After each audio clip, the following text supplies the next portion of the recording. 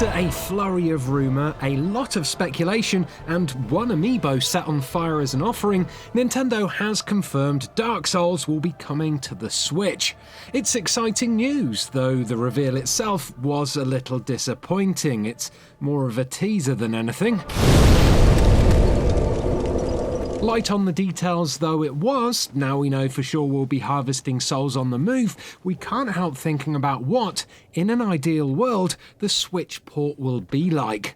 So sit yourself down at the bonfire, refill your Estus flask and relax as we bring you 6 things we want from Dark Souls on Switch.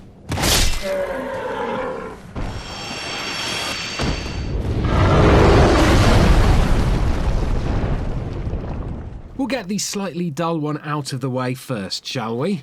Dark Souls is a game that's all about watching your enemies closely and dodging or attacking at just the right moment in their animation cycles. To do that like the pros, you'll need a steady frame rate. Now, Dark Souls came out in September 2011, so really the Switch shouldn't have trouble running it. But then there are 2 different screen modes to consider here. We already know the docked mode will run at 30 frames per second in 1080p, but can we hope for 60 frames per second in handheld mode? That seems pretty unlikely to me, but here's hoping it runs smoothly either way. Frame rate dips would be a real shame. A huge part of Dark Souls' charm is in the messages players can leave with the orange guidance soapstone. Shout out in particular to anyone who fell victim to the try jumping message in the Undead Burg. It's reasonable to assume we'll be able to leave messages in the Switch version as well, but what if these were added in order to make them a bit more Nintendo? Perhaps they could throw in a few more keywords for players to use, or better yet, let them attach a drawing. Imagine it, you see a message saying "Praise the Sun," complete with a little drawing of Toad with his arms in the air and a gleaming suit of armour. What could be better? Basically, what I'm saying is we have a golden opportunity to resurrect the Miiverse here and to host it inside a legendary action RPG. And if there isn't already a change.org petition to make that happen, there really ought to be one. A lot of fuss was made about the Joy-Con's HD rumble and the potential for haptic feedback when the Switch was fully revealed for the first time. But beyond simulating the feel of ice cubes in a glass, very few Switch games have really made use of the Joy-Con in all their rumbly gyroscopic glory.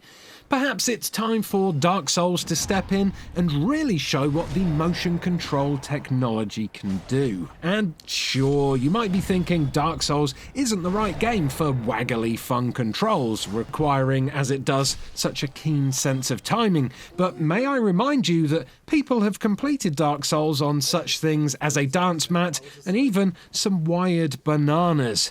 If Dark Souls can be played with fruit, it can certainly be played with a bit of additional flailing. Next up on this list of things we want from Dark Souls on Switch is, of course, a photo mode. If you've spent much time with Mario Odyssey, you'll know how much fun it can be to pause the action, take a shot and mess about with a bunch of filters before tweeting it out with a stupid caption. The Souls series has always lent itself well to silly screenshots, so being able to do it with the fluidity and creative options we already know the Switch can provide would be brilliant fun.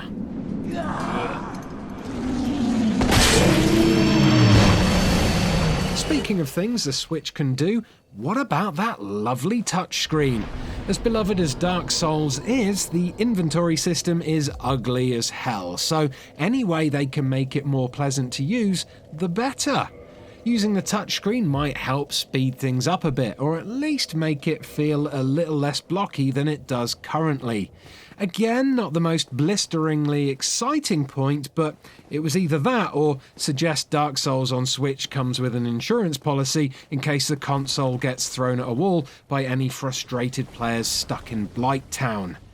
Actually, on balance, that feels like the more sensible option. And the final thing on our list of things we'd like to see in Dark Souls on Switch is some Easter eggy armour. While we may have rolled our eyes when we first saw it, there's no denying the charm of having some of Link's gear in Skyrim on Switch. Turns out the one thing that could make The Elder Scrolls V more charming was to stick the Hero Shield and Master Sword in there. Who knew? Having some similar gear for you to find and equip as you go about the place in Dark Souls would be great fun, but why stop there? The bosses in Dark Souls are nearly as iconic as some of Nintendo's best-known characters, so why shouldn't we battle Great Grey Wolf Sif while he wears a Wario hat? And, dare we say it? It's a me, Executioner Smaugio. Alright, maybe some of those would be a little over the top, but a few more subtle Easter eggs certainly wouldn't go amiss. Then from the dark, they came. And there you have it, 6 things we want from Dark Souls on the Switch.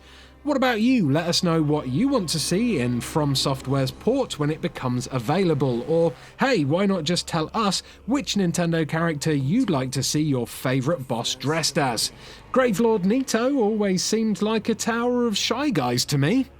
Anyway, there are loads of other videos available from Eurogamer, some of which are on screen now, including the time Johnny made Esther's soup from Dark Souls in his kitchen. Give him a click, do like and subscribe, and we'll see you very soon. Thanks for watching. Goodbye.